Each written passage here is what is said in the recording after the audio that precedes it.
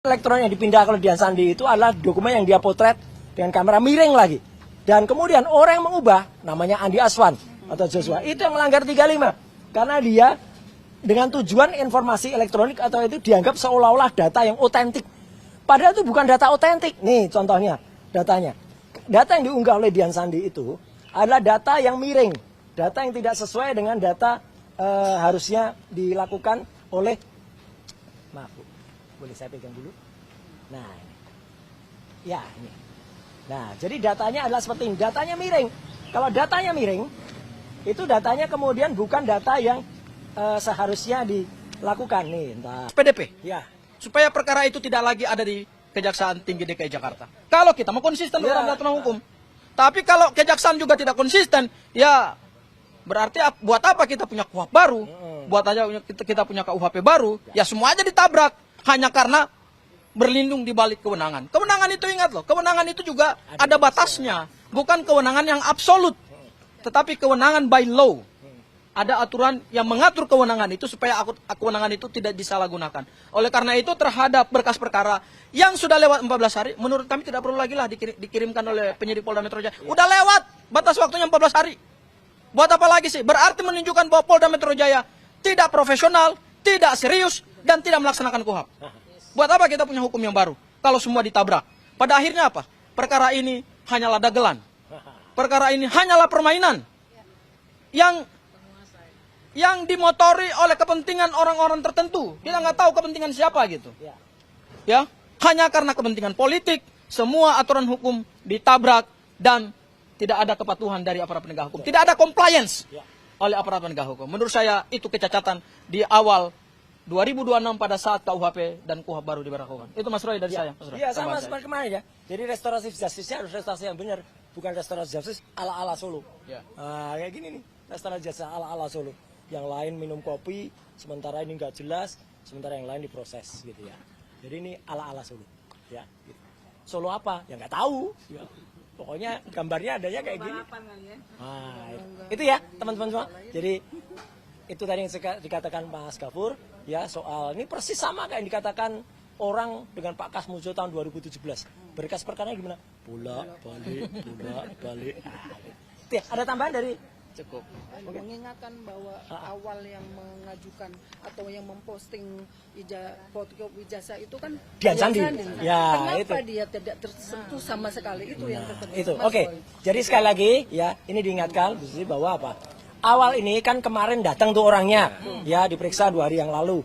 Justru harusnya ketika dia diperiksa itu tidak lagi menjadi saksi lagi, tapi harusnya dinaikkan statusnya menjadi tersangka. Karena orang yang memposting pertama kali itu adalah yang melanggar pasal 32 dan 35 Undang-Undang ITE ini bunyi pasalnya. Lihat bunyi pasalnya. Orang dengan sengaja dan tanpa hak atau melawan hukum dengan cara apapun, dia kan awalnya melanggar hukum. Dia baru minta izin besoknya. Ya kepada orangnya menambah, ngurangi, melakukan transmisi. Siapa orang yang melakukan transmisi pertama kali ke X atau ke Twitter? Dian Sandi. Menghilangkan, memindahkan informasi elektronik dan atau dokumen elektronik milik orang lain atau milik publik. Terus dengan sengatan paham dengan memindahkan atau mentransfer informasi elektronik dokumen kepada sistem elektronik. X atau Twitter itu adalah sistem elektronik. Dokumen elektronik yang dipindah ke Dian Sandi itu adalah dokumen yang dia potret dengan kamera miring lagi. Dan kemudian orang yang mengubah namanya Andi Aswan atau Joshua itu yang melanggar 35. Karena dia dengan tujuan informasi elektronik atau itu dianggap seolah-olah data yang otentik. Padahal itu bukan data otentik. Nih contohnya datanya. Data yang diunggah oleh Dian Sandi itu adalah data yang miring. Data yang tidak sesuai dengan data harusnya dilakukan oleh... Maaf Bu, boleh saya pegang dulu? Nah ini. Ya ini. Nah jadi datanya adalah seperti ini. Datanya miring. Kalau datanya miring, itu datanya kemudian bukan data yang seharusnya dilakukan. Nih ntar ada kok yang lebih jelas miringnya. Nah ini aja, ini miring. Nah ini miring ya. Ini foto yang diambil oleh Dian Sandi. Kemudian data ini dikoreksi oleh orang namanya Andi Aswan di salah satu TV yang kebetulan mikrofonnya ada di sini. Ya, di Rakyat Bersuara. Ya, tanggal 18 November dan 25 November. Andi Aswan dengan tegas mengatakan ini scan ijazah asli. kemarin minggu yang lalu di TV yang lain, namanya CNN, Pak Rifai Kusmanegara mengatakan ijazahnya Jokowi belum pernah di-scan sama sekali. Berarti Andi Hasan bohong. Jelas nih, harusnya masuk nih. Termol itu harusnya masuk tuh pasal 32 35. Nah, sekarang kita tunggu bagaimana objektivitas dari Polda Metro Jaya, yang mana kalau memang mereka itu objektif, ya orang-orang harus dikenakan equality before the law, bukan kemudian yang dikenakan yang kami. Saya kira itu ya. Sekian, terima kasih Ibu atas pengingatannya, remindernya. Semangat ya, Ya, Pak Roy. oke, tetap semangat Bu. Jaga Mari kita tunggu. kesehatan. Thank you. Perjuangan abang kan bukan Oh iya Bu, tapi perjuangannya masih panjang. Ini bersama ibu-ibu yang luar biasa. kami doa, bantu doa. Amin. Iya. Bersama emak-emak hebat dan putra-putranya Wih, yang di... keren, Loh, benar. kan tadi pagi gitu, ada yang cerita itu, kami berjuang bukan hanya untuk kami, tapi untuk putra-putri kami. Gitu. Oh, betul. Siapa yang ngomong gitu ya? Sekali. Sekarang saya mendengarnya dari masa depan pendidikan. Oh iya. Bukan hanya Oke, pendidikan kita tunggu. saja. Penegakan hukumnya Iya. Masih agak lama. Masih nggak perih nggak tadi? Udah. Udah, kita tadi udah masuk. Iya, betul. Enggak. Ada ditanya-tanya nggak mas soal keaslian jasa Pak Jokowi saat itu sama? Memang itu kan yang kita diskusikan di podcast itu kan memang tentang keaslian ijazah itu. Sempat diminta foto yang mas posting. Tidak saya kasih pada saat itu. Dan tadi memang penyidik juga menanyakan apakah Pak Rismon ataukah Pak Suryo atau Dr. Tipa lain pernah meminta izin tidak ketika mereka mendownload salinan ijazah yang saya posting, itu pertanyaannya. Dan saya katakan memang tidak pernah sama sekali. Dan sampai hari ini saya tidak punya nomor kontak, mau itu Pak Rismon, Roy Suryo ataupun Dr. Tipa dan semua yang ada namanya di dalam surat panggilan itu saya tidak pernah ada nomor kontaknya sama mereka. Sama sekali tidak ada. Mas, berarti terhitung ini sudah pemeriksaan keberapa sih mas? Saya ini pemeriksaan yang pertama untuk setelah penetapan status tersangka, 2 kali status penyidikan dan 1 kali waktu penyelidikan. Berarti ini yang keempat. Tadi dijelaskan kalau ini dijelaskan nggak sempat sama kalau ini untuk kelengkapan berkas acara. Sudah dijelaskan. Kemarin memang waktu masih telepon itu, saya sudah diminta. Ini kan saya tanya, ini panggilan apa lagi nih? Pak penyidik kita bilang, barulah beliau menjelaskan bahwa ini hanya untuk pendalaman, untuk yang tadi pemenuhan P19 tadi itu. Tetapi saya ingin sampaikan sebenarnya kemarin bahwa kehadiran saya di sini bukan lagi sebagai pembela Jokowi seperti sebelumnya, karena saya sekarang adalah pengurus partai. Jadi kehadiran saya di sini adalah dalam rangka juga menjalankan amanat dari PSI bahwa kami semua ini akan berada di garis terdepan membela Pak Jokowi. Ya, mungkin ini salah satu caranya. Tadi ada selain keterangan mungkin ada bukti atau apa teknik fisik itu yang diserahkan.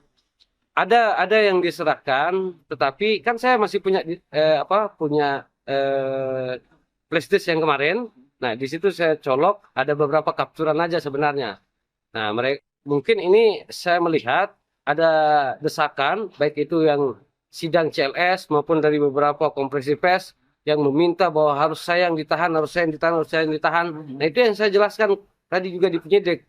Ya siapa mereka mau mendesak-desak penyidik kan begitu. Wah, saya kan percaya bahwa penyidik bekerja sesuai dengan memang penggalian atau pendalaman dari setiap keterangan-keterangan yang berhasil mereka gali sampai hari ini kan. Tidak juga mereka harus didesak-desak seperti itu. Bahkan saya sampaikan ini informasi saya yang akurat betul. Bahwa mereka juga sedang mencari cara untuk bertemu dengan presiden. Ini orang-orang yang menggugat ijazah Pak Jokowi. Entah drama apa lagi yang mereka ingin mainkan. Karena selama ini kan sebenarnya kalau kita melihat, sebenarnya tidak ada kebaruan di ijazah itu. Ijazah itu masih sama dengan ijazah tahun 1900 berapa itu? 85 tahun 2004 waktu Pilkada Solo, tahun 2015 waktu Pilpres maupun waktu Pilgub. Itu tidak ada perbedaan sama sekali. Itu hanya dibuat-buat narasi mereka dalam memancing sentimen publik, sentimen politik. Tidak ada. Masa ketika mereka ditanya apa perbedaan antara ijazah yang satu dengan yang ini, hanya karena perbedaan lipatan, mereka bilang, kan lucu. Secara substansial kan semua masih sama. Tidak ada perbedaan itu sama sekali.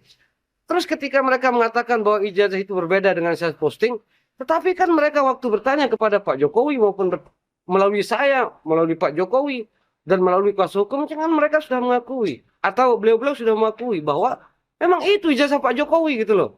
Bahwa saya itu mendapatkan gambar dalam bentuk miring, ya memang itu apa adanya, tidak pernah saya edit-edit, tidak pernah saya membuat dia menjadi tegak lurus. Mas tadi sempat ditanya berapa pertanyaan Mas, sama apa itu? Saya lupa ya tadi ada beberapa, karena itu sebenarnya pertanyaan itu sekali lagi saya ulangi, itu pertanyaan sudah ditanyakan waktu 70 pertanyaan sebelumnya. Tetapi tadi itu hanya pendalaman, ada beberapa yang mungkin dirasa kurang jelas. Kalau saya tidak salah itu hanya 7 sampai 8 lah pertanyaan. 70 yang lalu sekarang hanya ada 70 yang lalu itu ya tadi itu hanya 7 sampai 8. Sekali lagi itu hanya untuk pemenuhan. Tetapi ketika saya melihat itu semua pertanyaan sudah ditanyakan sebelumnya. Sudah saya jelaskan juga sebelumnya. Mas, ini kan Rafli Harun, ya, tim kuasa hukum Mas Roy ya, sama teman-teman itu mengajukan SP3 nih Mas. Gimana tanggapannya? Oh, kalau itu kami tidak bisa mengomentari ya kerja-kerja institusi lain. Silakan saja kalau memang itu diberikan ruang, ya kami ya tidak mungkin bisa ikut campur ya. Tapi Mas melihatnya gimana nih? Setelah sekian lama melaporkan, menggugat segala macam, akhirnya saat ini meminta SP3 nih. Kalau kami tetap masih sama dengan apa yang disampaikan oleh Pak Jokowi. Silahkan meminta maaf, silahkan menempuh jalur apapun, tapi proses hukum berjalan terus.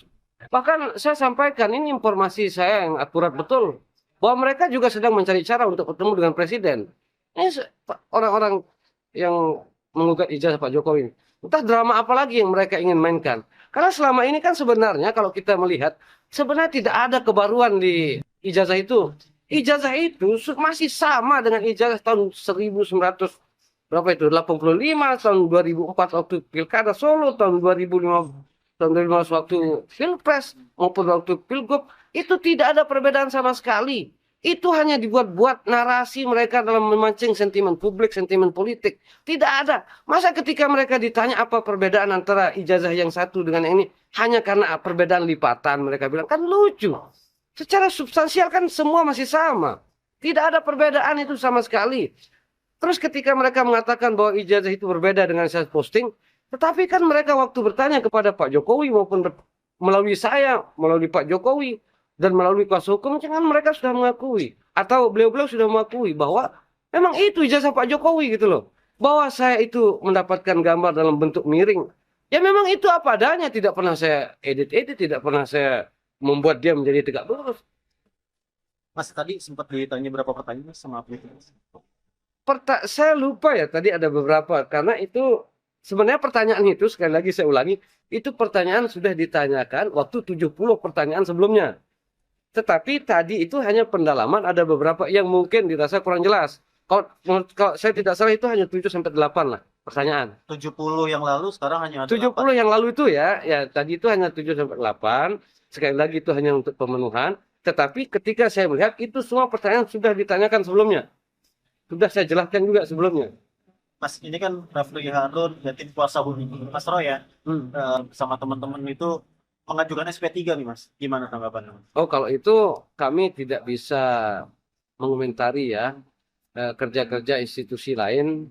Silakan saja kalau memang itu diberikan ruang, ya kami ya tidak mungkin bisa ikut campur ya. Tapi Mas melihatnya gimana nih? Setelah sekian lama melaporkan, menggugat segala macam, akhirnya saat ini meminta SP3 nih. Kalau kami tetap masih sama dengan apa yang disampaikan oleh Pak Jokowi. Silakan meminta maaf, silakan menempuh jalur apapun, tapi proses hukum berjalan terus. Kalau kami.